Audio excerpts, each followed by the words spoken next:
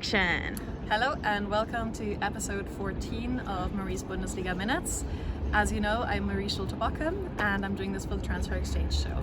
So we just witnessed the penultimate match day of this season, and before that we witnessed the German Cup final, the DFBPokal. So a lot has happened, some big games, and I wanted to start with the German Cup final. It's a few days ago now, it was on Thursday. But as you know, as you perhaps watched, Borussia Dortmund beat RB Leipzig 4-1. And this was a sensational game, beautiful goals. Jadon Sancho and Marco Reus for me were the best players on Dortmund's team. Marco Reus continues to disprove those who count him out. He's 31 years old now. He's always suffered bad injuries, but he's in pristine form. He's really come out strong from some of his earlier injury breaks early on in the year. And Jadon Sancho, who had a not so good Hinrunde, I think he only had one assist the whole first half of the season, has really been flying ever since January. And yeah, he's still only 20 years old. He's going probably to the Euros with England in the summer, and he's a sensational player. And I think every time I watch him play in black and yellow now, I just think of like how lucky we are to have him in the Bundesliga, because if he leaves for the Premier League this summer, as is expected by many, it will be, you know, a big loss for not just Borussia Dortmund but also the league. So gorgeous goals there, and then, you know, it was just also nice to have Borussia Dortmund win, because they're, you know, we always had this debate in Germany about the Traditionsvereine, the traditional historic clubs versus the new money. And I think I speak for many that it was nice to see a traditional club like Borussia Dortmund lift the cup rather than a club that was founded 10 years ago to promote an energy drink.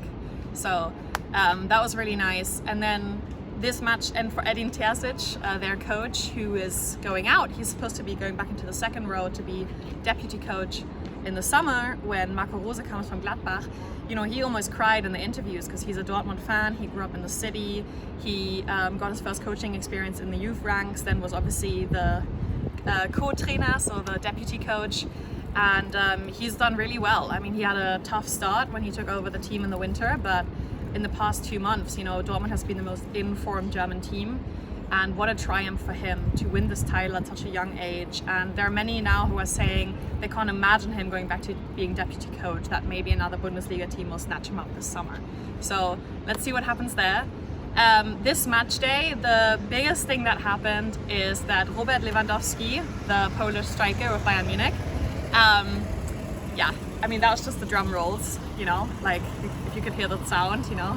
He equaled the scoring record of Gerd Müller that was set in the early 70s. So Gerd Müller, the Bayern Munich legend, is now on equal footing with another Bayern Munich legend, that being Lewandowski. They have both scored 40 goals in a single season, and that's really astonishing in the modern game, where defenders are so quick, so strong, where the number of goals has reduced from the past times. And of course Lewandowski, who missed some games in April, you know, for him to reach that milestone is absolutely incredible. And having now scored 40 goals, he still has the one remaining match day to break the record. And it was really nice when he celebrated his goal, because he like took his shirt off and underneath he was commemorating Gerd Müller. And, you know, it was just a really nice gesture, I thought, to, you know, from one great to another. So that was kind of a big deal. Bayern did not manage to win. They drew 2-2 against Freiburg, but, you know, who cares? They've already won the German championship. Robert Lewandowski is on a good footing, and the bench and the players on the bench, like after that happened, they kind of formed like an arch of honor, so to speak, and gave everyone high fives. So it was really nice to see that, and I think most Bundesliga fans, even from other teams, were happy for him to do so. Fun fact, the Champions League places are now set in stone for next season.